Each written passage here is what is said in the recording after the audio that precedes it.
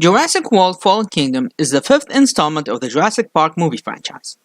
It is the second part of the World Trilogy that started in 2015 after 14 years of developing hell following Jurassic Park 3.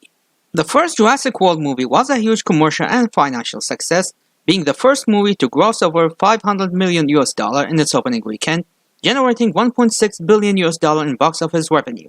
It was ranked as the fifth highest grossing film of all time and the second highest grossing film of 2015. Fallen Kingdom was released in June 2018 and grossed over $1.3 billion, making it the third movie of the series to pass the $1 billion mark after Jurassic World and Jurassic Park. Currently, it is the third highest grossing film of 2018 after Avengers Infinity War and Black Panther, and the current 12th highest grossing film of all time. The first Jurassic World movie was directed by Colin Trevorrow, who also wrote it along with Derek Connolly, Ricky Alfa, and Amanda Silver. Fallen Kingdom was directed by J.A. Bayona, but it was still written by Colin Trevorrow and Derek Connolly, making it 2 writers instead of 4 like last time. J.A. Bayona is known for The Orphanage, The Impossible, and The Monster Calls. Not one of them that I ever saw or familiar with. While Jurassic World was received average to positive, Fallen Kingdom was met with heavy negative reception. It was praised for the directing, the acting, the visuals, the horror elements, and the score, but it was panned for seemingly weak plot that doesn't make sense and lack of innovation. But, is it? Is Fallen Kingdom really a bad movie? Or a heavily misunderstood movie? Is there something the audience doesn't see in this movie? Or is their criticism valid? Well, you're watching this and obviously you can tell this is going to be a very long explanation. Guess what the situation is? And of course, it's not going to be just our dumbass, but some other people in the mix. Good thing I'm not going to be alone in this ride, and I brought some moral support to keep my sanity in place. And who else is better than the main star of this film? And the Raptor. Hey folks, I'm your star of the night. Thank you for coming. I may end up needing some help here. After all, it's the dumbass critic. We all know it's going to be awful. I don't like this guy. There's something evil about him. How do you know that? Well, it takes a predatory animal to know one. Well, your assumption is in place because everybody knows not to trust this guy in what he says or does. Especially now with this mockery of a review that I'm sure is going to be such. Oh, stop overreacting. It's just a Fallen Kingdom review. And that's gonna help? How? Just look at the thumbnail. He photoshopped a mallet instead of using a real one. And look at the green screen bleeding to his body. Just how lazy and poor-skilled are you after 10 years doing this crap? Wow, that looks awful. Okay, I know he scammed people for $90,000, but maybe he really is out of money this time. You know how hard it is to work without sponsors. Oh, he got sponsors back. What? This episode brought to you by Skillshare. Okay, that's why you need to do some background check. Whatever it is, we've wasted enough time now. Let's get to it.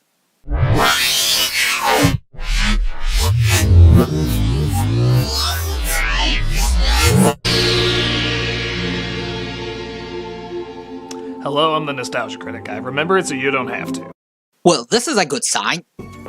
Hello, I'm a Jurassic Park movie. Hello, Jurassic Park movie. Hello, I'm another Jurassic Park movie. Hello, Jurassic Park movie. It's going to be one of those, isn't it? By creating the same thing over and over with a drop of the original genius, we can have as many Jurassic Parks as we want. Take note of that, because it'll be an important point later. The lack of humility before great filmmaking that's being displayed here staggers me. 1. You have no right quoting Ian Malcolm after being openly mocking to the guy. 2. You have no right questioning filmmaking when you don't know the basics of filmmaking. Jurassic Park is one of the coolest, most groundbreaking movies ever made, and you wield it like an Alien vs. Predator sequel. Did you just compare Fallen Kingdom to Alien vs. Predator? Why am I not surprised? And before you even knew what you had. You're still doing that joke again? Hey, you know what, Mr. Spielberg, before you even knew what you had. Who is the lazy one here? Well, this is just like what happened with today's movie, Jurassic Park Fallen Kingdom. Obviously, we all knew you were making that comparison. Are you done?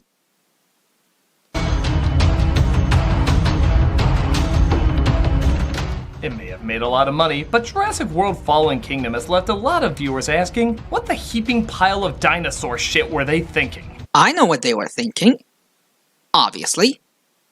Not only does it have little to nothing new in it, but the idiotic decisions made in this movie are so massive and so mind-blowing that you feel like that one pilot in Return of the Jedi. There's too many of them. Along with false advertising, making it look like the film was about the dinosaurs being released on the public when it's really just the last few minutes. This duped audiences, pissed off critics, and yet still made a bundle at the box office because dinosaurs are like dangling keys to us. Just keep waving them in front of our faces and we'll keep forgetting what a lazy, repetitive form of entertainment they are.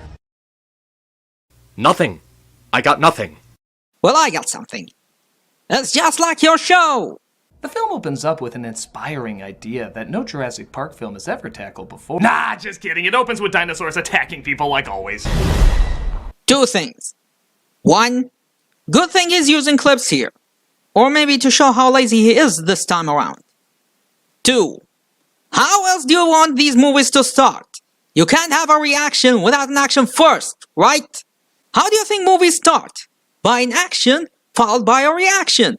If you don't have an action that kicks off your main plot, then you don't have a plot. And why am I teaching a bunch of supposed film critics how movies work again? Aren't you supposed to know all of this already? Jeez, it's like they never saw a movie in their entire life. Exactly. Hey look, the T-Rex. Oh. Yeah, it's not even really a big deal anymore. In the first one, she almost outruns a Jeep. In the second one, she can't catch up to a crowd of people. And this one, she can't catch up with Homer Simpson's voice actor. I'm a who cares? Wow. Did he just lose interest in that annoying song?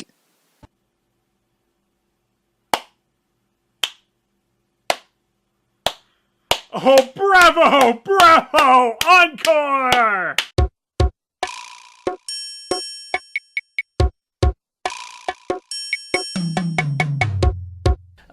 They make a point of showing it in the first movie. It's in this little man-made lake that they make. It jumps up directly in the center of the island. Here, it's on the edge of the island that has a fence that opens up directly into the ocean.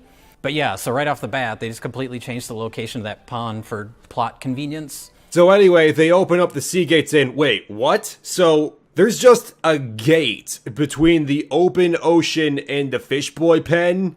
Why? I mean, I imagine that when the park was operational, they needed to funnel the thing out so they could perform maintenance inside its enclosure. Sure, that's fine. But why in the hell would they just have gates leading to the ocean that can be opened by anyone? Keep that in mind. I'm coming back to it later. They open up a door that connects the Mosasaurus den to the ocean somehow? Wasn't the whole point of that enclosure not to be connected to the ocean? Have you retconned it so that something can now escape, movie? Did they retcon the geography of the island? I guess so, because if you look at that big holographic map thing that they had in the first movie and compare it to the 3D model that they show multiple times in this one, the two look literally nothing alike. And that is coming from someone who is a fan of this franchise. Oh, the lake.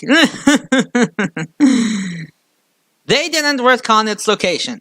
It is still the center of the island. But wait, you say, what about this map from the first Jurassic World movie that doesn't show any water canal that reaches the center of the island? Or this one that shows the lake is now next to the ocean? These maps are not fully accurate, especially this one. It's completely wrong, as clarified by Colin Trevorrow, and he apologized for this oversight. Now, some of you may ask, couldn't they have fixed it for the home releases?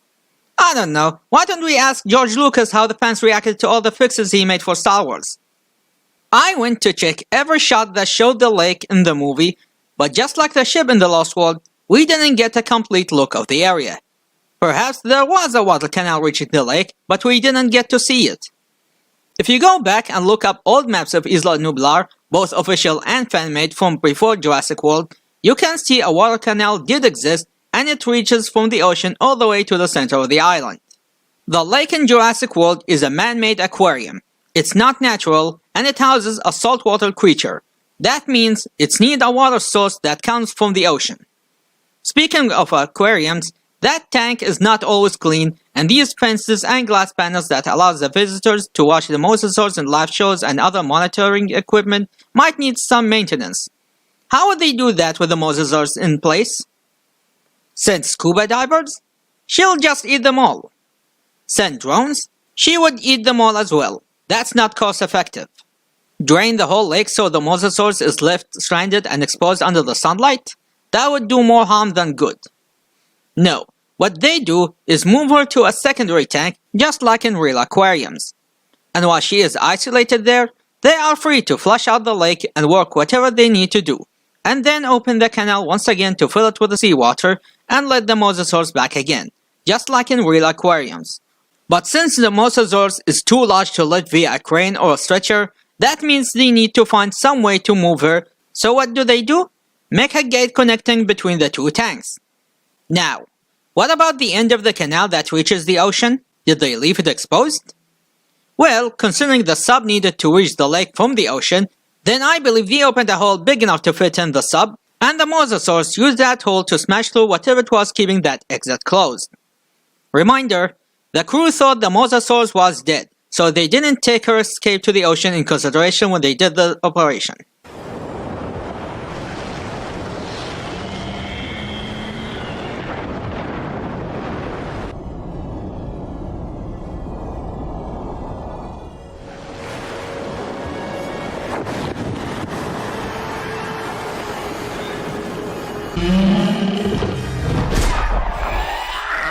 And as a result, his iPad was only half loading, the door closing, and being crushed prevents it from closing the door now? Why wouldn't it be binary? You hit close and the door closes. Why do you need a constant connection to the iPad? A system like that sounds incredibly unsafe and downright ineffective. Before that, though, he starts closing the gate with his iPad, but the T-Rex steps on the iPad and keeps the gate from closing. You'd think that just hitting the close the gate button would do the trick, but no, if the connection isn't strong enough, I guess the gate just gets stuck open indefinitely. What an amazing design flaw that would totally allow the fish boy to get out. Locks in movies never work as real life. Ah! Wrong door!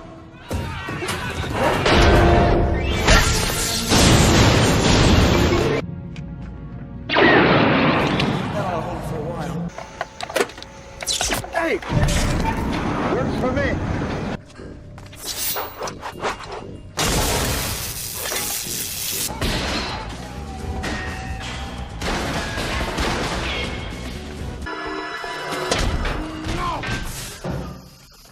He shot the locking mechanism out. Now that is a huge design flaw, but it's totally nothing new to the franchise. These design flaws were present since the first scene of the first movie. The scene that tells us that anything could go wrong with the slightest error. Spared no expense. Whose bright idea was to link and assign all systems to just one person? Spared no expense. Who the hell thought linking electricity and phones together was a smart idea? Spared no expense. Why do you need to leave the control room, go through the jungle, and walk in a dark dungeon to reach the circuit breaker? Couldn't they have put it in the visitor center itself? Spared no expense. And for that matter, why are all security systems electrical based? Couldn't they add a double system, like leaving dinosaur enclosures in their own separate islands so they can't reach the visitors? This line is lucky Roberta can't reach him thanks to that. Imagine if Jurassic Park had done this from the start. Spared no expense. And are you telling me that you had a park operational for 10 years but never considered proper communication coverage for the entire island? This is Control. You need to evacuate the container. I know. So convenient, right? Not really. They showed us earlier that the Indominus paddock is outside the normal park, establishing later that paddock is 4 miles from the closest attraction. And they're on an island to begin with. I can't get service in my office right now, so cell phones, two-way radios, all that stuff is going to be touch and go, especially inside giant concrete walls. Ever been to a Home Depot? This is not a drill. And that's also the reason she starts driving towards the control room. Notice she doesn't blip up on the map until she's been driving for a while. This is what you get for making your amusement park on an island in the middle of nowhere. They hadn't landed that Verizon contract yet. Spare no expense. And why would you allow the visitors the option for manual control of the gyrospheres? That just asks for trouble. Spare no expense. And what kind of system that doesn't detect a broken gate? Is the security this lax on the island? Spare no expense. Right. As you can see, security design flaws were always present on this island. They were really focused on making things look cool and high-tech, but forgot the practicality part. The first damn film made sense. Ooh, choir music! Shit's getting real in this Jurassic Park! Yeah, we need epic Latin gibberish to frame the gigantic size of Jeff Goldblum's ego! Choirs used to be one of your favorite cliches. And 2... Get the out! It looks like a volcano is about to take out the island of dinosaurs, and the debate rages whether or not it's ethical to save them or let them die.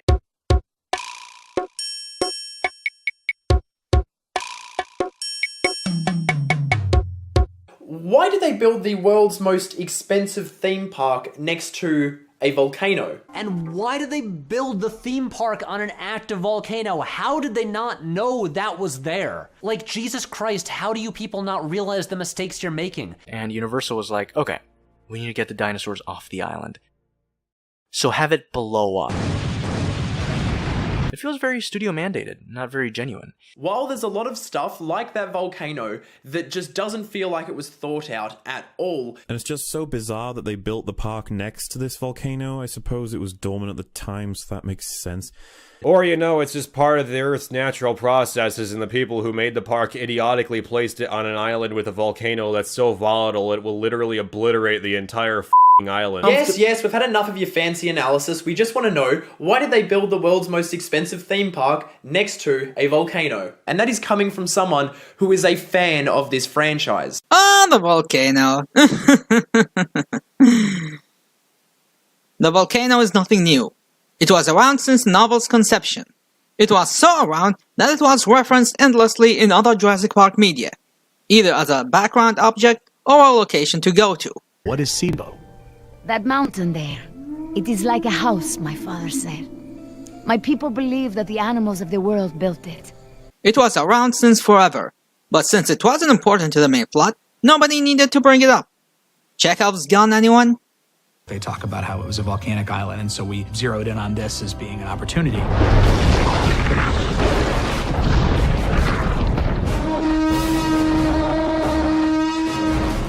We're literally blowing up the island so that we won't go back to the island. We needed to move on. We needed to expand, and that's what we're doing in this film. Now, why would they build the park on an island with a volcano? For a couple of reasons. First, it wasn't active when it was acquired.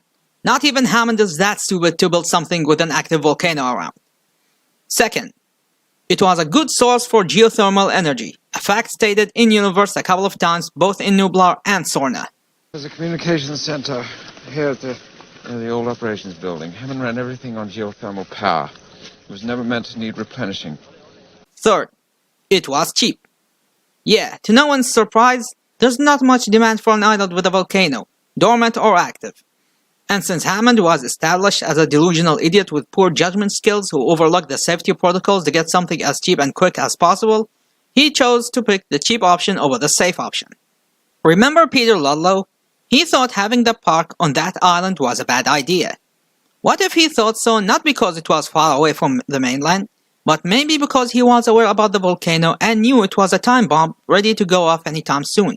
What if his plan to use Hammond's original park project in San Diego wasn't just that it was easier to have visitors on, but maybe also to avoid worrying about the volcano? Now, why the volcano got active again? It's natural. Dormant volcanoes can get active once again when no one notices. Maybe the construction of Jurassic World or an effect from the incident caused some instability in it, and that's how it went active again. Maybe a loose dinosaur came too close to the geothermal plant and messed with some equipment to cause an eruption in there. But why it happened is not the focus in the movie. It happened, and it didn't come from out of nowhere. And isn't it fitting having a volcano in the most iconic dinosaur movie? Volcanoes are one of the oldest dinosaur cliches, and they were referenced in dino pop culture forever. It's about time we have some volcano scenes in this. The choice of destroying the island is not a new concept either. The island was destroyed by napalm bombing by the end of the novel to ensure that no dinosaur reaches the mainland, even though at that point it was already too late, unlike the film universe in which left it intact after the incident. The state of the island after the incident was mentioned in a deleted scene from The Lost World, in which they said all construction and facilities were demolished, but it was later retconned in Jurassic World when we see the original visitor center left as it was. Damaged or destroyed equipment, 17.3 million. Demolition, deconstruction, and disposal of island nuclear facilities, organic and inorganic, $126 million. The list goes on. But the volcano and the destruction were referenced in other media, namely the games in which we see the volcano erupting and we end them by saving the dinosaurs and taking them off the island. So even then, this whole idea of saving the dinosaurs before the island explodes was already older than The Lost World, let alone this movie. Meanwhile, we cut to the real heroes of this movie, hipsters. Oh, you think I'm joking? They have a whole office of SJWs researching what to be offended by next. And good news, you have the whole movie with them. That was painful. To my brain, that is. You do know that you've offended pretty much every charity organization that fights for the good cause out there. You know, the ones you keep mentioning at the end of every video you make. Hey, Doug Walker here doing the charity shout out, charity shout out, charity shout out, charity shout out, charity shout out, charity shout out, charity shout out, charity shout out, charity shout out, charity shout out. As the original owner of the park, Claire, played again by Bryce Dallas Howard. Claire was the operation manager. Masrani was the owner and CEO of the park. You should have known the difference since you have a late 90s MTV rapper Reject as your owner. Now that's funny. Leads a group of Chevy Millennial ads to lobby for the safety of the dinosaurs. Have you noticed that the reviewers who call these movies sexist or racist or mocking them using stereotypes are the same ones who use derogatory terms to describe the actors and characters of these movies? In this film, the white cis male, his complicit characterless female love interest, and two comic relief diversity hires go back to the island Isla Nublar. So then we see, what's her name? Annoying robotic lady who outran a T-Rex in heels. Can I call her heels? I'm calling her heels. Heels? Along with the two obnoxious millennial characters. Bryce Dallas Howard, aka Lady. Claire? Claire. Biology asshole. So Ginger Bitch is back and is a completely different character now. Because Chris Pratt mansplained her the whole film. She's just Lady. Yeah. Don't talk down to me. I'm a strong, independent woman. Watermelon. Fried chicken. Can y'all get some grape soda phone? Sorry, chink. I put T-Rex blood in her, so f your ethno-state. Yo, yo! Yo! Where you been, homie G? My crack dealer skedaddle is split out all f***ed off, and I just been running all up. You know you're a sick man. Why don't you sit down? Kind of a mixed message there, don't you think? Double standards. They're great for you. She's brought to John Hammond #2. That's honestly what he is. Didn't you know? John Hammond had a super close business partner he never talked about in any of the other movies. And if for some reason you're confused as shit by that, don't worry. This incredibly forced exposition, totally natural human talk, will clear things up. Discount Hammond was old and came out of f***ing nowhere. There was a first kindly old man, James Cromwell. Not Hammond. Hammond's best friend / business partner, who we've never been told about before. The original Jurassic Park business partner that has never been mentioned before, but is another old man with a white beard. So they dredge up James Cromwell, put him in a wheelchair, and say, "You're basically John Hammond. You're the kindly old man with the vision." He has the cane. Heels is then called by Benjamin Lockwood, John Hammond's ex-partner that helped clone dinosaurs. He was apparently some kind of right-hand man to Hammond, and they broke up before the events of Jurassic Park. Oh, you don't remember him from the other films? Well, it's because he doesn't f***ing exist. He's a discount John Hammond to make this seem like it actually fits in with the story of the first film. It doesn't. So Claire visits this guy, Lockwood, who apparently started the dinosaur cloning with John Hammond. Pretty convenient that this is the first time we're hearing about him. Anyway, at the mansion, Ginger Bitch meets this loser and Dr. Hammond. But not the real Dr. Hammond. We get new Dr. Hammond, who has none of the charisma or charm of the real Dr. Hammond, and he's in a wheelchair and for some reason has Hammond's amber mosquito cane. What's that? You don't remember Hammond 2.0? I mean, he's such an important, prominent figure. He was Hammond's second in command. Surely he must have been mentioned. Nope, I guess he just forgot to talk about his incredibly influential business partner that he stopped working on for unknown reasons. Yeah, they literally just made up a new character just to have an excuse to talk about Hammond in this movie. Wonderful. And that is coming from someone who is a fan of this franchise. Oh, Lockwood. He is not a Hammond clone. He is based on a character from the novel called Norman Atherton. In the first novel, Norman Atherton was a minor character who only got a mention in one chapter, but he left a lasting impact as he was Hammond's partner and InGen's chief geneticist in its early days, as well as Henry Wu's mentor. His greatest achievement was cloning a dwarf elephant in a project called Pachyderm Portfolio. It was thanks to that project that Hammond was able to gather his funds from the investors who got impressed by his project, and from then they went to build Jurassic Park. Of course, what the investors didn't know that Atherton couldn't replicate this little achievement, and his little elephant was known to have behavior problems, not far off from some of the dinosaurs they would make later on. Unfortunately, Norman Atherton died from heart cancer, and he didn't live to see what Hammond had in store for Jurassic Park. And knowing how much of a jerk Hammond is, there's a reason why he is not mentioned a lot. In movie canon, however, it's still like any business. Hammond and Lockwood had a disagreement and ended their partnership. And like any other business, people don't usually talk about their former partners when it comes to business. Hammond took all the credit and never mentioned his former partner and pretended he no longer existed to the point of handing his wealth and properties to someone else. Look, I work as an engineer at a bank. I know how business affiliation and partnership works. But for now, we will let this to the side and we'll get back to it later. John Alfred Hammond, father of Jurassic Park. But of course you know that. Oh my god, did you really just spell out who John Hammond is? Like the audience is that stupid? No, the audience is not stupid. The movie was just being too nice to you specifically, knowing that you have a worse case of long-term memory loss than Dory, and they were worried that you were the one who forgot who John Hammond was. And yes, I said long-term, don't correct me. You know where else the exposition felt forced like it was on a tight schedule?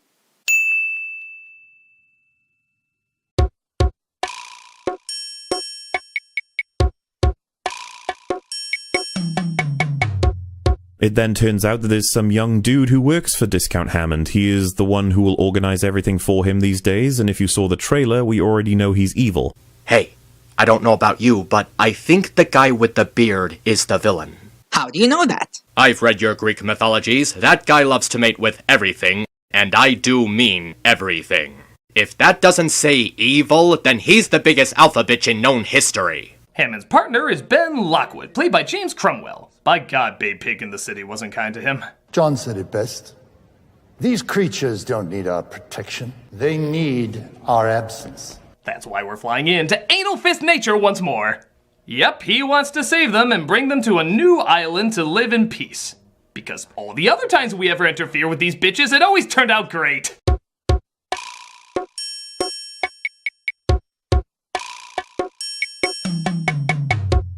And I feel like a f***ing alien in this world because there is such a thing as Site B. Remember Isla Sorna? It was the island of choice in The Lost World and Jurassic Park 3, an island with a shit ton of dinosaurs all roaming free. Does anyone want to talk about that one? Are people going to poach from that one? Are there rights to discuss about the dinosaurs on that island? Everyone in this film keeps saying that if Isla Nublar is destroyed, then the dinosaurs go extinct, but that simply isn't true. You have strong references to the classic film. You have Dr. Ian f***ing Malcolm. Enjoy the benefits you get by referencing these fan-favorite elements. But if you're gonna do that, you can't ignore your own continuity, you silly bastards. But yeah, world building isn't a thing films like to do these days. They don't even try, so f*** it. I mean, in fairness, people believe that you shouldn't consider the second and third films to be canon, and that there is promotional material to explain that they moved all the dinosaurs from Site B to A. This just adds way more universal questions to the movies, but I'm cutting that shit at the roots. It should absolutely have been mentioned in the films, so it ain't good writing, folks. Unless the 3D model was supposed to be Site B, in which case they just opened up an entirely new can of plot holes. Because if Site B is still a thing, then why don't they just move the dinosaurs there? You can make a new park and everything, come on. Site B exists, ya f***s. It practically undoes the entire plot of this film. You acknowledge Malcolm, but not the island he spent most of his screen time on because you just want to get people in the cinema. And that is coming from someone who is a fan of this franchise. Oh, Sorna. There are 2 reasons why they can't go back to Sorna. Maybe 3, but we'll get to it. The first reason is simple. Another volcano. Sorna is within an archipelago where it shows volcanic activities in form of volcanic pools. It's where that annoying Rex level from the Lost World PlayStation 1 game came from.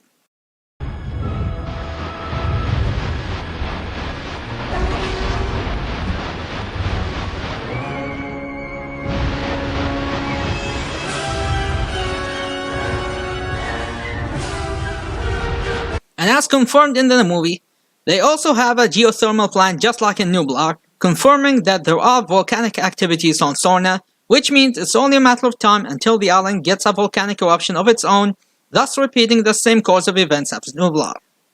The second reason is this. The ecosystem of the island is in ruins. The dinosaurs of Sorna were living great. Sorta.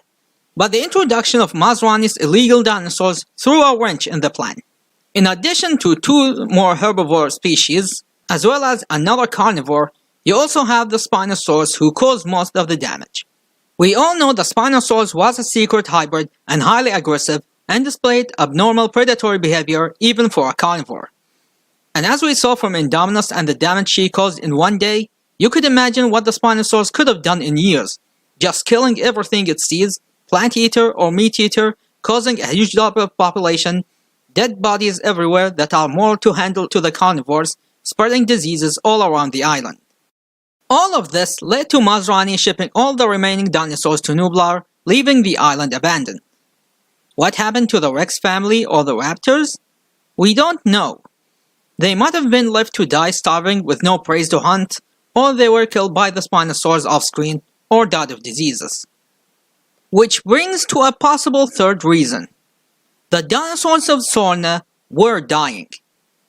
By the end of the Lost World novel, it was revealed that all the dinosaurs of Sorna are infected with a prion disease called DX. That disease was the result of feeding the dinosaurs ground-up sheep meat, which is noted by Sarah Harding that not even Zeus would do that. To explain how it works briefly, prions are protein fragments that are simpler than viruses, and they have to be ingested to invade the body. During Engine's development days, the carnivores were given infected meat to eat.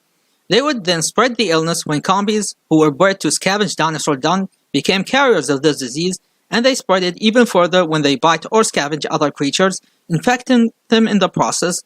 And you have other dinosaurs who scavenge on these dead dinosaurs, and they carry the disease with them and spread it even more.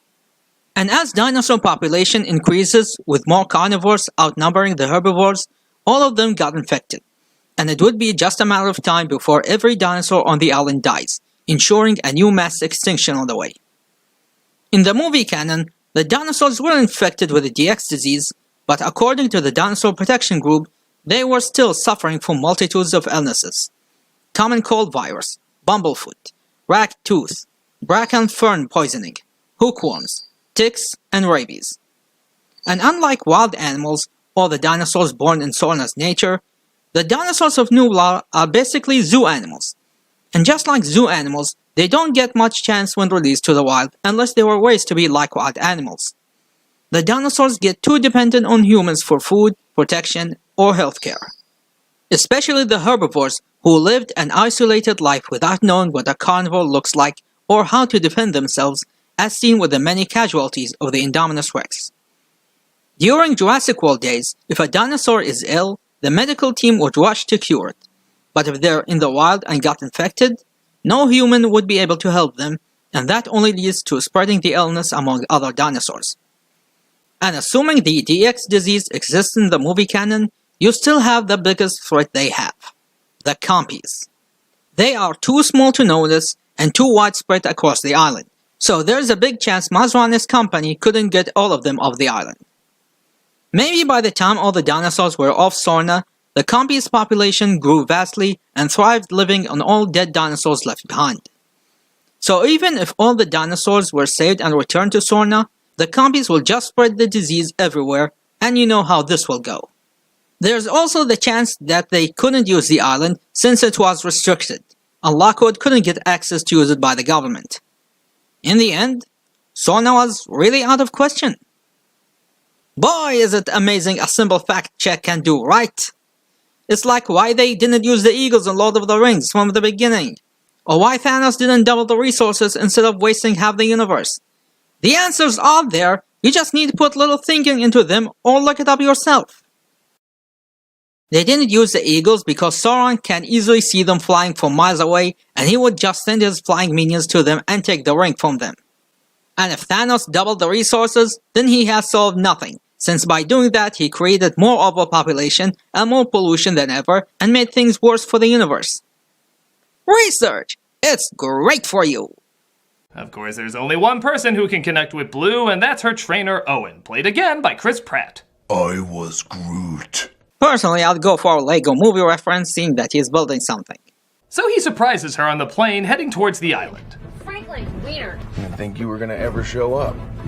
Well, I have to change a million things to account for another person, supplies, rations, and so forth, but thanks for surprising me, asshole! She was expecting him to show up. That's why she said this. There's a charter flight leaving tomorrow morning. You're on the manifest. I just wanted to let you know. Why would she say it if she wouldn't expect him to show up? Do those guys even know what common sense is? Because I highly doubt that they do. This is Maisie, Lockwood's granddaughter he cares for after his daughter died in a car crash. I don't want a bath. Queen's English girl. Bath. Bath. Bath. Bath. So you're not a wild animal. It doesn't matter how charming an actress you are, honey, you will be the worst part of this movie. We'll get to that later. The T-Rex would be dead by now, right? Oh, he's afraid of the T-Rex. So will you when your new cat discovers what the word vet means. Be very, very scared. The cat will cut off your balls in your sleep for revenge.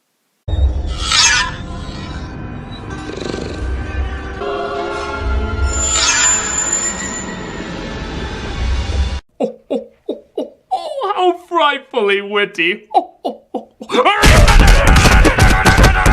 Anyway, there's these really one-note stereotype characters which I honestly wanted to get eaten by dinosaurs, the edgy tough chick, and the effeminate hacker dude. So the next day, they all board a plane en route to the island and were formally introduced to two of the worst characters in the entire series. Goth Girl, who's an expert at dinosaur biology despite admitting that she's never seen a dinosaur before, and Black Guy, who's like, moderately okay with tech in one scene. You keep using the word. I don't think it means what you think it means. Okay, let me ask a good question. Why is every non-white coward or an idiot in a movie automatically makes it racist or stereotype? Maybe because I come from a different culture, but I never got that. People say Jar Jar Binks is racist because he speaks funny? Yet no one said the other Gungans are racist, especially when Rogar Nass is a favorite. Must be because he's played by Brian Blessed. But that's the thing, I never saw him as a racist character, I just saw an idiot alien hadrosaurite. People say Skids and Mudflap are racist because they can't read a dead language. Hey, you know the glyphs? The symbols that have been rattling around in my head? Ooh, that's old school, yo. That's Cybertronian. Oh, that's some serious stuff right there. They gotta mean something, like a message, or like a map. Like a map to an energon source. Can you read this? Read? You see that? We don't really do much reading. Not so much. Well, if you can't read it, we gotta find somebody who can. In that case, I guess I'm racist to my own people because I can't read these hieroglyphics. No, wait a minute, I'm not Egyptian, this doesn't work. Let's see, they're racist because they're gangsta wannabe? You guys forced me into that car, right? So... Oh, I think he's scared. Hey, Mudflap, what are we gonna do with this shrimp taco? No, just bump a cap in his ass, throw him in the truck, and then nobody gonna know nothing, not me. Well, just like every other Autobot in this series, these two found something from Earth's culture, and they liked it. Just like how the Wreckers are fans of NASCAR racing, and they made their look reflect their interests, and just like how Drift likes Japanese period movies, and he reflects that by his samurai motif, the twins found interest in gangster rap, and they wanted to become that. Remember, the Transformers of the live-action universe learned Earth's culture via the internet. Each one of them chose the part they liked and adapted it to be more familiar to it. What's cracking, little bitches? My first lieutenant. Designation Jazz. This looks like a cool place to kick it. What is that? How do you learn to talk like that? We've learned Earth's languages through the World Wide Web. If you want to blame something, blame the internet. But that's that. I didn't find them racist, I just found them as gremlin-faced bumbling idiots. And I don't know, is it fair to call them racist stereotypes when Kanye West roams this earth? Just saying. And Franklin? While I admit I did find him a bit annoying, even after knowing he is based on Arby from The Lost World, I didn't see him as a racist stereotype. I mean, since when black people are known to be cowards? I thought the stereotype is them being fearless brutes, not cowards. And if he was a coward, so what? Isn't it natural in this situation to be scared? Amanda Kirby kept screaming at everything, but I don't recall anybody saying she was an offensive stereotype. She was just annoying. What about all this crowd running from the buck? Are they all offensive stereotypes because they're running for their lives instead of doing something like punching the dinosaur in the face? Who do you think they are? Jason David Frank? Franklin is not racist. He's just a coward who later grew a spine. End of story. It's days like these, when a dinosaur attacks, you're just like, should have stayed home. I didn't pee before I got strapped in. Now I really need to pee. You can also do them in the I didn't hear that, and I'm not gonna let him pee. I'll get him a water bottle in about 15 minutes. This is when Franklin becomes a man. Yeah. What a cool job this is. They come across their first whimsically beautiful dinosaur moment. I'm just gonna guess and say Brontosaurus because that's always the one they make whimsically beautiful. Is it weird that your dinosaur movies show very few kinds of dinosaurs? Ah, here it is. Another moment of his epic paleontology fail moments. Brachiosaurs, or Giraffatitan, depending if it was from America or Africa. Apatosaurs. Neither are Brontosaurs. Oh, and yes, Brontosaurus is now a separate species from Apatosaurs. When get a load of this, that's the first dinosaur the dinosaur medic has ever seen. Look at that. Never thought I'd see one in real life. That's like a veterinarian never seeing an animal. Why did you bring her? Oh, yeah, the one who's an expert on being a dinosaur vet, even though she's never seen a dinosaur? Yes. Yeah. A vet who's never seen a dinosaur. So, Goth girl who's an expert at dinosaur biology despite admitting that she's never seen a dinosaur before. And biology girl who is good with biology on dinosaurs despite never having seen a dinosaur in real life. The film points this out as if it totally makes sense. Okay. For that matter, how is this bitch supposed to know what to do and when to do it when by her own admission she's never seen a dinosaur before? How can you be an expert on dino biology when you've never seen one in your entire life? Why is this movie so goddamn stupid? This fool is terribly misinformed. Oh, the veterinary. Say, do you have any medical students here? I don't know why I'm asking, since obviously you can't answer, and this is not a live broadcast. Doctors don't automatically work in healing their patients on day one. They study and train like any other major. Just because Zia didn't see a real dinosaur before, that doesn't mean she didn't study in veterinary before this. Are we forgetting Sattler attempting to analyze the Triceratops' sickness in Jurassic Park despite not treating a dinosaur in her life? Oh wait, the first Jurassic Park is completely flawless and nothing is wrong with it, right? Then how about Sarah and Nick treating Junior's broken leg despite not treating a dinosaur in their life before, using her past experience as a zoologist? Oh wait, you like to pretend the Lost World didn't happen, right? Everybody do the "we hate the sequels" dance!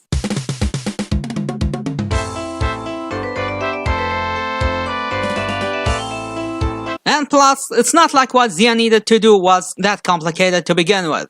She is just extracting a bullet and give Blue a blood transfusion. Nothing super complex like curing her from a virus or anything.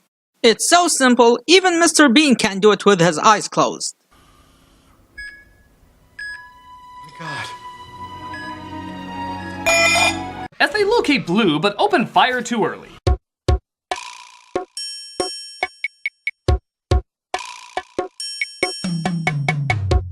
Star-Lord, who literally just watched as Blue tried to viciously kill the man who ended up shooting her in self-defense, rather than taking out his anger on him for provoking Blue, turns to obvious bad guy, who at this point has done literally nothing and tries to attack him. Obvious bad guy shoots him with a tranq, which is justifiable given that Star-Lord is a muscular boy who wants to give him a hug of violence, and thus begins a scene so stupid that I was dumbstruck after watching it. This fool is terribly misinformed. Owen wasn't full right to take it out quickly. He had a plan, he told them to wait for his signal, and they went against that plan and acted on their own. It's their own fault for attacking prematurely and endangering their own lives, which all resulted in nearly killing what they needed alive. If they really needed Owen's help, they'll trust the expert and let him handle the situation until he gives his word. But because they never cared for Owen or anybody else from the beginning, they had no qualm in tracking Blue in a surprise attack that would have definitely killed Owen if she didn't act quickly to take down the one who was about to shoot him from behind. And before you tell me that guy was planning to fire at Blue, the mission is taking Blue alive. What's the point of shooting her dead here? It was a planned assassination from the beginning, and Blue knew something was going to happen because she sniffed them coming before they shoot her. Oh, and what did you say about tranked animals' unpredictable behavior? So Goth Girl runs up to Star-Lord, who she has known for about 10 minutes now, because apparently she's super worried for him after seeing this situation play out. Wait a minute. Are you telling me a person needs to really know someone to care about their life? Wow. That's sad and a pathetic thing to say. Humans caring about each other? What a joke, right? Then, out of f***ing nowhere, she takes the pistol that for some reason is next to Star-Lord now when it was the mercenary's pistol who's like 10 feet away, and she turns the pistol toward obvious bad guy. Everyone aims their guns at her when she does this, and obvious bad guy looks understandably bewildered at this strange turn of events, and Goth Girl's like, "Nobody shoot me or the raptor dies." This despite the fact that literally nobody was pointing guns at her or cared about her in the first place. Now she's demanding that she not get shot while being the first one to pull a gun on them, all because Star-Lord overreacted in a perfectly justifiable situation. And now because he's paralyzed, she wants to kill the rest of them for defending themselves from Star-Lord. And obvious bad guys all like, "I'll tell you what. I'll shoot you if you don't save the raptor." So they tie her and Blue up and leave Star-Lord there. Then they betray Ginger Bitch and the Black Kid for no reason by locking them in the facility on the volcano even though they had no idea what happened with Star-Lord and their actions had nothing to do with it. But no, gotta kill them for no reason. This fool is terribly misinformed. After witnessing an obvious attempt at assassination, Zia made the right call by making the first move here and used the situation to her advantage. Remind them that their target is injured and will die without her help, thus securing her life at least. You shoot me, and that animal dies. I think we have the drop on you, sweetheart. She's losing blood. And if I don't treat her, she'll never make it back to camp.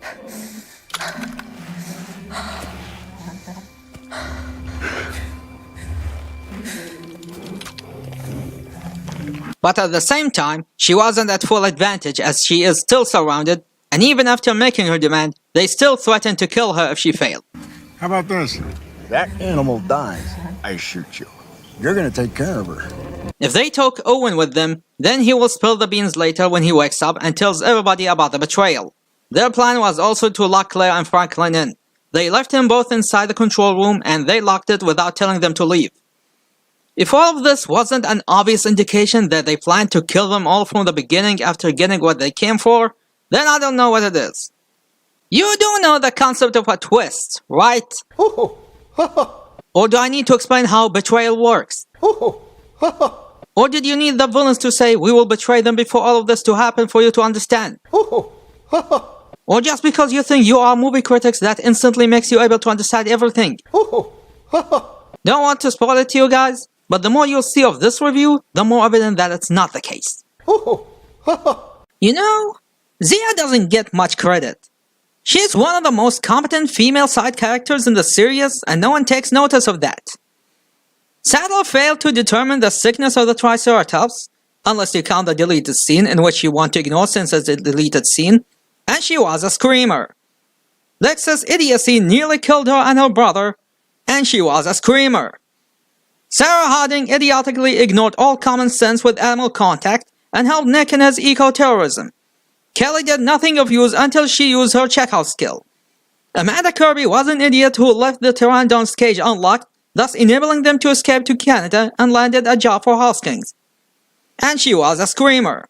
And Zara was too dumb to live for focusing on the wrong thing instead of paying attention to her surroundings.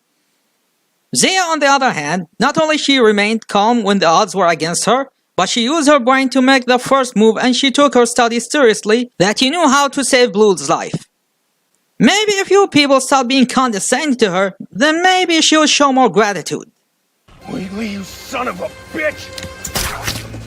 Cool, so a dart they just said could possibly kill a dinosaur just knocks out Chris Pratt. That's not the case. These are powerful sedatives. One too many and she could have respiratory failure. What she said, that if Blue was overdosed by these sedatives, then she will die, as I explained to you since my Jurassic Park video on why they didn't sedate the raptors before moving them. And while we don't know the exact sedative used here, good thing Zia pulled the dart off before it fully empties in Owen's body. Providing a comedically goofy moment when the volcano explodes and he has to outnumb his body to outslither the lava.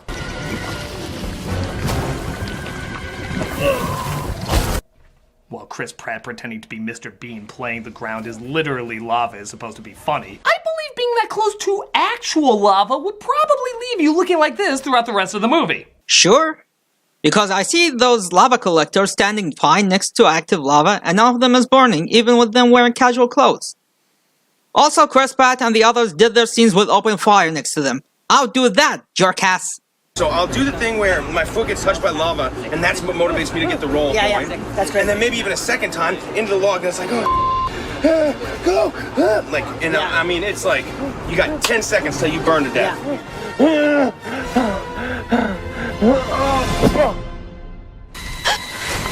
Lava! Lava!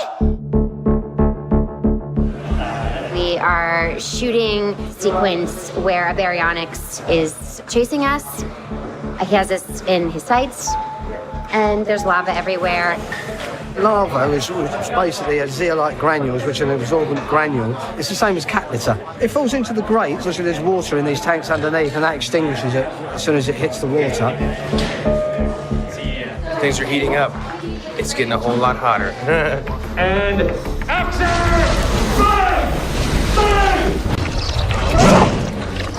Yeah, go up, you dumbass. I thought you wanted to die, dumbass. Holy...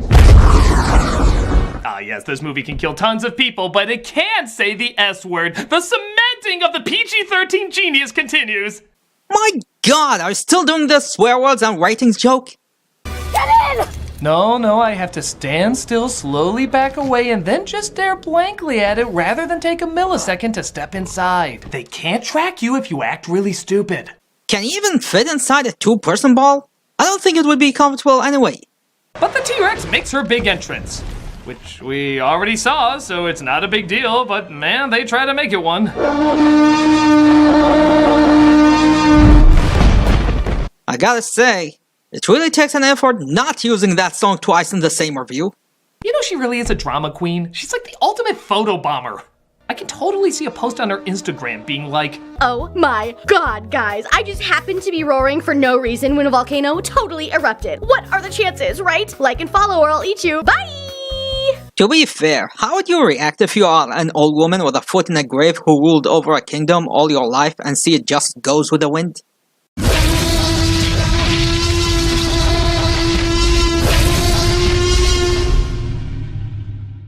I rest my case.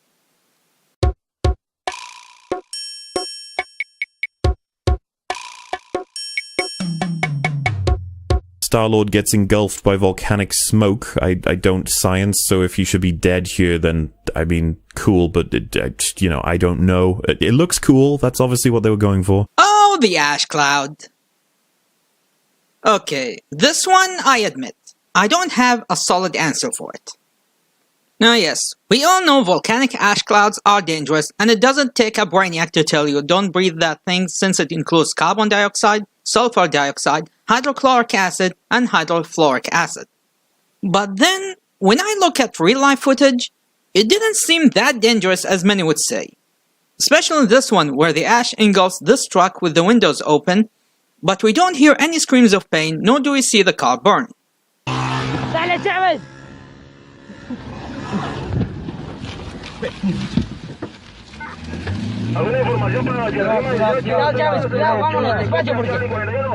You have these other footages of people walking with the ash flowing, but no one is turning to fireballs. These buildings look fine, and these cars are still operational. So, volcanic ash itself is not as deadly as people put it. and Owen wouldn't have burned to the crisp the moment it reached him. He just had to hold his breath and jump to the water to cool his body. However, if it was a pyroclastic flow, then it's a different matter. So Black Guy and Ginger Bitch roll off the cliff with Star-Lord and the dinos behind them, and chasing them all is the volcano's pyroclastic flow. So get this, Star-Lord is caught by the pyroclastic flow, and so is Ginger Bitch and the Black Guy. Then they all just supposedly fall off a cliff that looks to be roughly 200 feet tall down to the water below. Now, for those of you that don't know what a pyroclastic flow is, allow me to explain. A pyroclastic flow is a fast-moving current of hot gas and volcanic matter that moves away from a volcano at speeds up to 430 miles per hour. These gases can reach up to 1,830 degrees Fahrenheit. When I did research on this, Google even asked the question of, can you outrun them? The answer is definitively, no bitch. If you're in its path, you don't escape. In terms of what pyroclastic flows are made of, they contain a high density of hot lava blocks, pumice, ash, and volcanic gas. And like I said before, it's 1,830 motherfucking degrees. The most you've probably ever experienced is up to 100 or so, maybe give a few degrees. You realize this is 18 times hotter than the hottest temperature your body has ever been consistently exposed to. The human body cells start to die around 106 to 113 degrees. Technically, a healthy person, so long as they avoid I never heard so much talk about nothing. Yeah, what people think is volcanic ash or ash cloud, it's in fact a pyroclastic flow, which is not the same as the ash. This is the real danger of volcanoes. Not the slow-moving lava, it's this giant cloud of death that bursts and engulfs everything it reaches. If this is indeed pyroclastic flow and not mere ash cloud, then yes, Owen would be cooked alive. Hurry! Get out of here! It's a giant smoky thing! He's Owen, so I'm sure he'll find a way to... Nope, he did. Well, good thing there is water to save him from that. Sadly, I'm not a volcano nerd as I am with dinosaurs, animals, and guns. And I honestly can't tell between volcanic ash or pyroclastic flow. I'm not lying here. If it's ash, then there was no need to be too concerned. If it's pyroclastic flow, then he got away in a typical movie fashion of using fake thrills. Tell me, has the phrase turn off your brain ever been used in conjunction with a good movie? You watched 2001 A Space Odyssey, you ever had your friends tell you to turn off your brain for it? No, if you did that, your brain would light on fire. No, the whole turn off your brain phrase is used for bad movies. People, you're watching a movie. Even the most granted movie you'll get to see isn't free from unrealistic approaches, and this is certainly isn't the first time a character conveniently escapes certain death.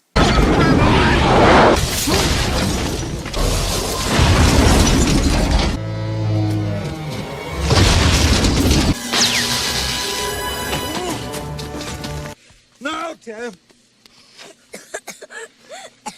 Good boy. Good boy. Good boy. Good boy. 3. I know some people don't take the excuse of it's just a movie, but sometimes you just have to go with it as the only explanation. At the same time, if just a movie was the most valid excuse, I wouldn't have wasted my time making these videos making my own nitpicks now, would I? Though again, people treat this movie as if it's the only one that made mistakes here or there, or if this is the first time any artistic licenses were made in a movie. Artistic licenses, cliches, and tropes existed before and will exist till the end of times. Some of them are lazy writing, others are just for the rule of cool. It doesn't hurt to use some suspension of disbelief, but since you hate to use it, then allow me to try a bit of that and ask the following questions. How can skeleton characters move without muscle tissues? Why didn't the toys in Toy Story 3 burn or melt when they were near the gates of hell? How can the Transformers replicate rubber, leather, plastic, and glass when they're supposed to be all metal? How can the kids in Honey, I Shrunk the Kids breathe when oxygen molecules are too large for their lungs? How is Godzilla able to live with his massive weight not crushing his body? How did Indiana Jones appear on the cliff when we never see him jump from the tank? How is it possible for mere party balloons to lift Carl's entire house? How can Spider-Man stick to walls even though he's wearing gloves and boots? How is Batman's tiny grappling hook able to lift him? What are the logistics and economics of Star Trek if they don't use money? How could Splinter learn martial arts as a regular rat? Why don't the banks gangs fired Jeffrey despite being openly disrespectful to them? How was Jason revived by a mere lightning strike? And what exactly is Fox Quicksilver's powers? Is it super speed or slowing down time? If it was super speed, then why doesn't time flow normally when he's standing still? And if it was slowing time down, then Fox got his powers entirely wrong. There's a simple explanation for that. See? I can do the same thing here. But does that affect any of the movies I referenced? But that's the thing. The audience knows they are just artistic licenses and don't put much thought into it, and they ignore it for the most part and enjoy the movies for what they are instead of wanting for everything to be explained to them or 100% accurate to real life. We can't leave things to people's imaginations, then they might go make an internet about it.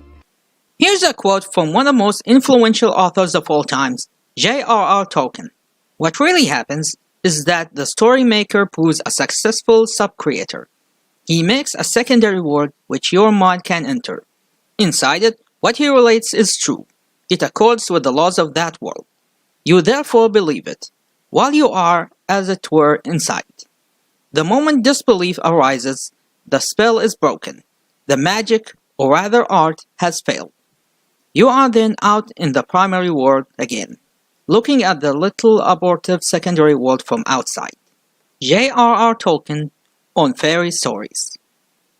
Suspension of disbelief is an essential ingredient for any kind of storytelling. Suspension of disbelief is what makes us believe that a magician can cut people in half without killing them. Suspension of disbelief is what makes us believe that wrestling storylines are real. Suspension of disbelief is what makes us believe that getting caught in an explosion won't kill you. Suspension of disbelief is what makes us believe that you can crash through windows without hurting yourself. Suspension of disbelief is what makes us believe that you can fall from the sky and live. Suspension of disbelief is what makes us believe you can blow cars by shooting bullets at them. Suspension of disbelief is what makes us believe that humans can turn to advanced cyborgs with only their heads intact. Suspension of disbelief is what makes us believe that cloning extinct animals is a reality. Suspension of disbelief is what makes us believe that space travel is as simple as driving a car. Suspension of disbelief is what makes us believe that you can survive an electric shock. Suspension of disbelief is what makes us believe that you can wear a VR set for more than 5 minutes without getting nauseous. The audience must ignore the reality that they are viewing a stage performance and temporarily accept it as their reality in order to be entertained. This is totally weird. They've got it all wrong. Just because something is different doesn't mean it's bad. I'm not saying you can't make valid criticism when it's needed though. If you remember from last time, I mentioned 12 Angry Men as one of my most favorite and most influential movies of all time. But I still acknowledge the fact that it's not a flawless movie and it got some glaring plot issues, most notably the knife. According to many law practitioners, the act of bringing the knife to use as an evidence like how it was presented in the movie would normally result in a mistrial, and jurors are not allowed to do that.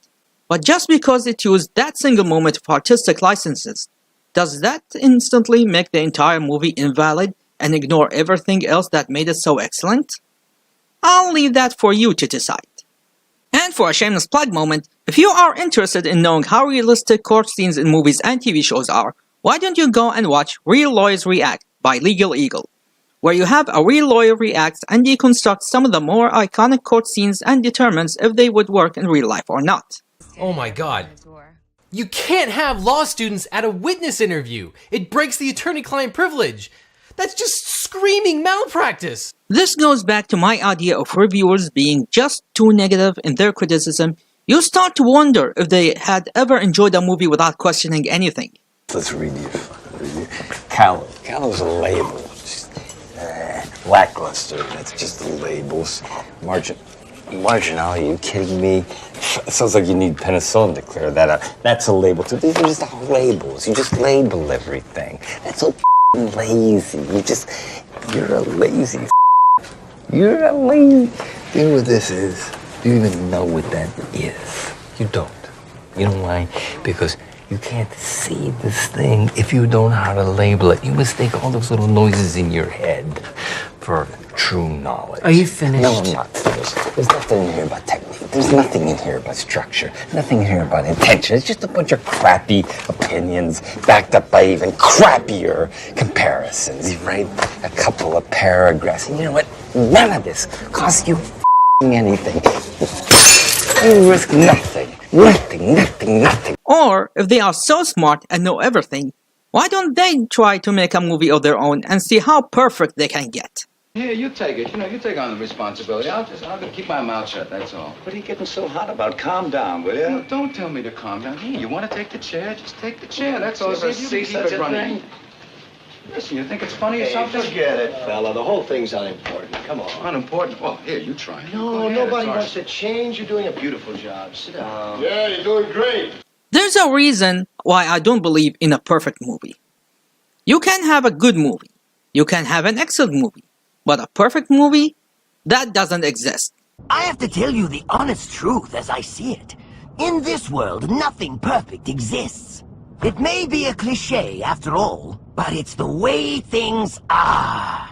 That's precisely why ordinary men pursue the concept of perfection. It's infatuation. But ultimately, I have to ask myself, what is the true meaning of being perfect? And the answer I came up with was nothing. Not one thing. No matter how excellent or well made, there's always going to be that one small goof that prevents a movie from reaching absolute perfectness. There's always going to be a writing issue. There's always going to be a background continuity issue. There's always going to be artistic approaches. There's always going to be factual inaccuracies. If the overall movie is excellent, and these tiny errors don't affect the overall structure or narrative, then I have no reason to overanalyze that one simple mistake while ignore everything else. And of course, different opinions prevent the achievement of perfectness. You can't have one single unified opinion on anything. No matter how perfect you think it is, you'll always find that one guy with a list of every issue he sees in that same thing. Maybe it's just me, but I'm perfectly fine with accepting good. I don't work with a rating system that says you're either the best or the worst, you don't get middle ground. I know that we should aim higher. We want excellency. But I don't treat good like it's an insult. If I like it anyway, why treat it like trash when it doesn't deserve to be treated that way?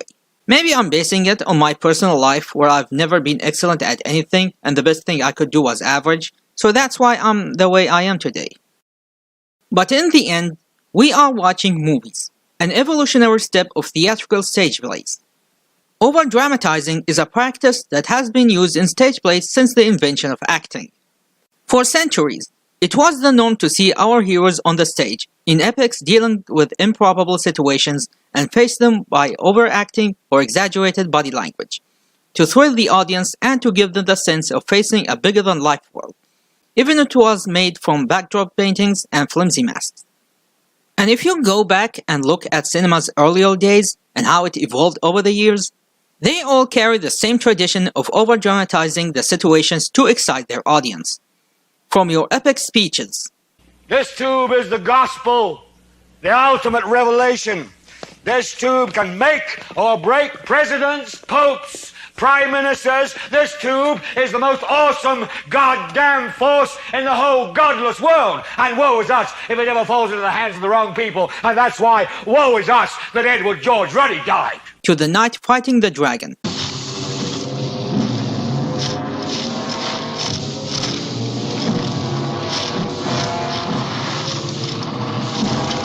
And even down to your simple detective. You took off your gloves to touch her, didn't you? Didn't you, you son of a bitch? You touched her with your bare hands, and then you put your gloves back on. But while your gloves were off, did you open all their eyes so that they could see you? And like I said, even if you promote your movie as grounded to reality, one cannot get away from adding a little bit of exaggerations to make it less boring and more attention-grabbing. Not even those based on true events are immune from this. And if realistic approaches would be used, they tend to be for comedic approaches to say, yep, Hollywood was lying, hoo hoo. How do they walk away in movies without flinching when it explodes behind them? There's no way! The movie industry is completely irresponsible for the way they portray explosions! Go back to all greatest movies ever made, even to the original Jurassic Park. You'll find them including what I just mentioned. Overdramatic acting, dialogue you don't normally hear in real life, broken physics. They're all there, but people turn a blind eye on them because Greatest movies ever made equals flawless, I guess. People don't want realism in their entertainment because it exists in the real world. If you made them too realistic, you get something like many of current day games. Games that are so tedious because the developers were focused on making them realistic over fun. But these are just one man's thoughts, and I'm not really the smartest guy out there. And plus, everybody knows Phalos is the only one allowed to question movie logic. You know something, Blackbeard? You need a shave. You did this to him, you stupid Aladdin hole! Going back to this scene, some may compare it to the infamous fridge scenes from Indiana Jones and the Kingdom of Crystal Skulls, but I think the fridge is more ridiculous than escaping pyroclastic flow. But don't take my word, some people did make their theories on how it could work, including the theory of lasting effects from the Holy Grail. The only thing I would say makes this scene worse is if they did a fake-out death scene where they find Owen's dead body and then he miraculously wakes up after a kiss. No, Tim. Good boy. Good boy. Hey, hold on a second. Don't I have a scientist at hand? Oh, you finally remembered? I thought I'm having the whole day off. Yeah, sorry. Anyway, a little help here? Sad to say this, but I didn't major in geology. You're on your own here. What? But you're a scientist! And just because I'm a scientist, you think I know everything? Forget it. Why did I even bother? Hey, come here for a second. Regular volcanic ash is the one that shoots outside a normal active volcano. Pyroclastic flow is the one when the volcano erupts and shoots lava. It was a moment of artistic licensing. I hope this clears the confusion. Don't hold my head though. You still owe me all the bucket tap. We then get, to the film's credit, the only good suspenseful scene where Claire and Franklin almost drown. Oh, okay. But maybe I love it because Claire and Franklin almost drowned.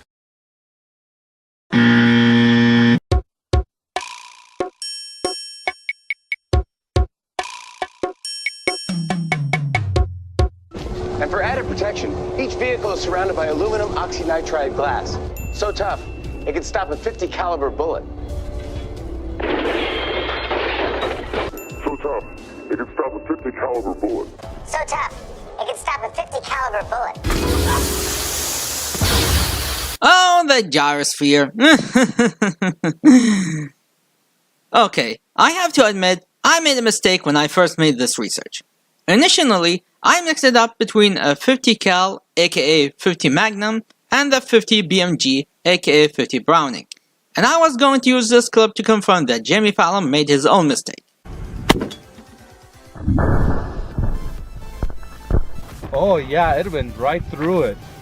Blew up the water. Messed it all up. Luckily though, I caught up to my little error and went back to the drawing board. And guess what? This scene still works, but for different reasons. There's a trope called reality is unrealistic. It's when you see something you believe to be exaggerated or unrealistic or wouldn't happen in real life, but in actuality quite accurate. Apparently there's a brick inside these newspapers. Yeah, all full of bricks. Now I feel really bad for this paperboy for carrying such a heavy load. But seriously, can you break a window with a newspaper? Can't say I ever tried it.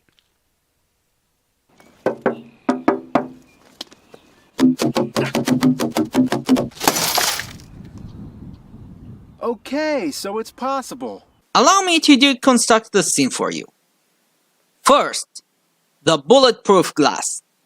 When people hear this term, they think the glass is impenetrable. That's not entirely accurate. It's more like bullet-resistant glass. Sometimes it's a mixture of glass and plastic, depending on what material used. Yeah, well, last season, Jimmy, we protected ourselves from a whole bunch of our experiments using this 1/4-inch polycarbonate, which you told us all was actually bulletproof, and it's not. I don't recall it that way. You know, that was 1/4-inch polycarbonate, and I never said that 1/4-inch was bulletproof. Oh, I believe that the very next cut in this segment is you saying bulletproof from last season. It'll stop a bullet, it'll stop all sorts of shrapnel, and I just love this stuff. Well, not exactly. It'll stop a bullet. The glass doesn't deflect bullets, it stops it. And you can see from Jimmy Fallon's video that the glass still shattered, but it held the bullet in place. Though I have to point out that it's not fully accurate either, ignoring the fact the gun he uses actually shoots 44 Magnum and not 50 as he claims. Ballistic glass is usually comprised of multiple layers, while the one used for the gyrosphere looks too thin in comparison. Well, what were you thinking? It can't stop a bullet, so it's not bulletproof. That plastic is a bulletproof plastic when it's used in appropriate thicknesses and arrangements. Here's what happens when you fire a 50 cal bullet using Smith & Wesson Model 500 in an appropriate presentation.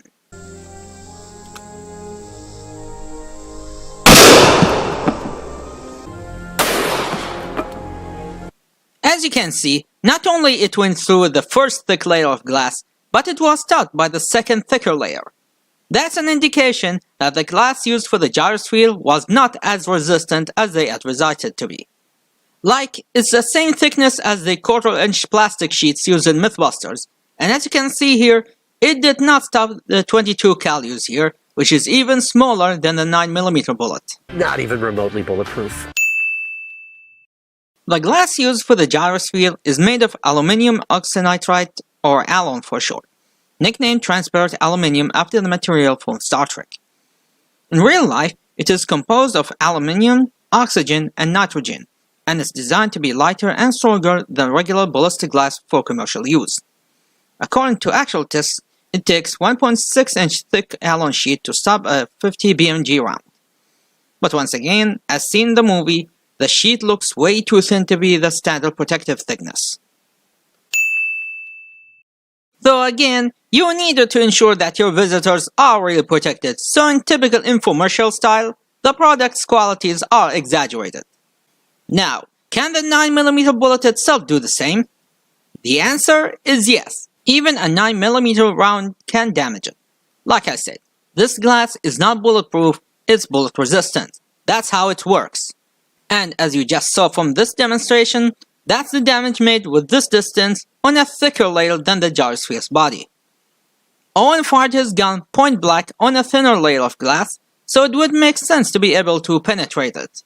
Of course, this is all guesswork, because as far as my research went, I couldn't find official schematics telling the exact thickness of the glass used here, not in the official website, nor in the Jurassic Park Wikipedia. Though I did find out that the gyrosphere is programmed to avoid contact with the dinosaurs if they got too close, making this joke really stupid in hindsight. There's another point many people don't bring up about this scene, and that is the gyrosphere's degradation over time. This sphere was left out in the open for years, exposed to direct sunlight, heat, and humidity without any sort of maintenance, and that ignoring any contact done by the dinosaurs in this area. Glass, plastic, and metal can degrade and deteriorate over time. Even ballistic glass in banks and other facilities that uses it needs to be maintained and replaced over time, even if it wasn't damaged. When you put all that to consideration, then I believe this scene is plausible. Again, without knowing the exact thickness of these things, I can't give a solid answer. Well, there goes that suspension of disbelief. So they walk there in seconds and find the men are kidnapping the dinosaurs for their own terrible means. Well, just button it up and we'll tow it on. Let's go! Continue to be late 90s Disney villains and talk about how you're only interested in the money. Tarzan was in 1999, so he's not wrong. But Atlantis, the Lost Empire, was in 2001, so he is not right.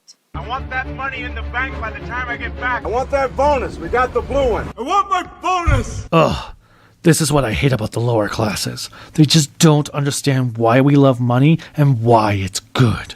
Oh, and be sure to take an evil trophy to add to your evil collection, even though a freaking volcano is exploding and seconds count. You're gonna feel that when you wake up. This'll make a great necklace for my woman's suit. Lazy references are lazy. I liked Manhunter better than Red Dragon. Don't know why, but I felt like saying that. Even though Ted Levine was in the size of the Lambs and not Red Dragon. Isn't that the lady who owned the park we were just sent to pillage? But she's got a new hat. Oh, of course, yeah. Then why is nobody recognizing those two? They don't have mind-cloaking hats like she does. They were pretty high up in the mission's totem pole. Okay, I have two explanations for that. The first being, not everyone involved in the operation was in the assassination plot, so they didn't react to Claire's group's presence, and they genuinely waited for their return. The second is, since this is a big crowd, you can't really keep up with everyone involved. Hell, I don't know every face from where I work in real life. Is that a bad thing to say? In keeping with the film's flawlessly constructed tone, the dinosaurs that were trying to kill everybody and you were supposed to be afraid of were immediately supposed to feel sorry for now.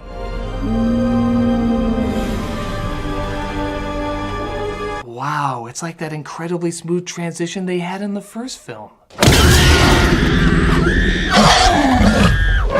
I touch it? Sure. Just think of it as kind of a big cow. It's a roller coaster of emotion. That's not yet finished, but you're writing anyway. Why? Is dinosaur automatically means killer to you? You don't know there are peaceful herbivores? Nah, I'm kidding. Remember, this is the same guy who can't tell between a crab and a turtle. Yes, he's that much of an idiot. I'm surprised he knew what a cat is and didn't think this is a chick. Oh, come on. How pathetic can you get when an animal knows your culture better than you do? And yay, dumping on an emotional scene that left everyone, including those who didn't like the movie, in tears.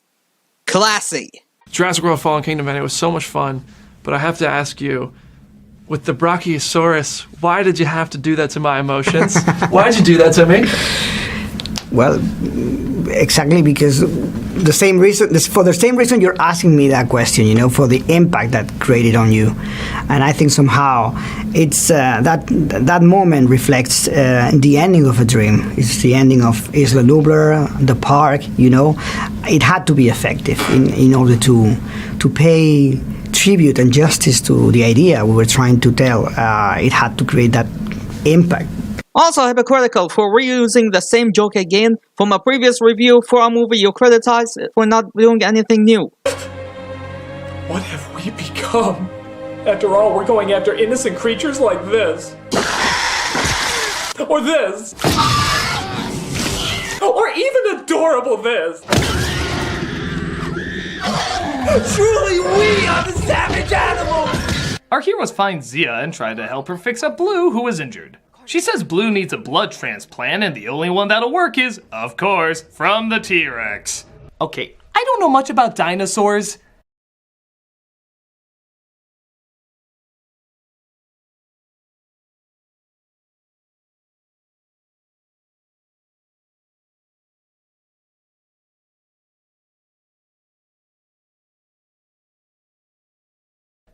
And judging by the fact she's never seen one, I don't think she does either, but is getting the blood from two very different animals the same? If a cat is injured, would blood from a lion work just as well? Chaplin, what do you think? Boom!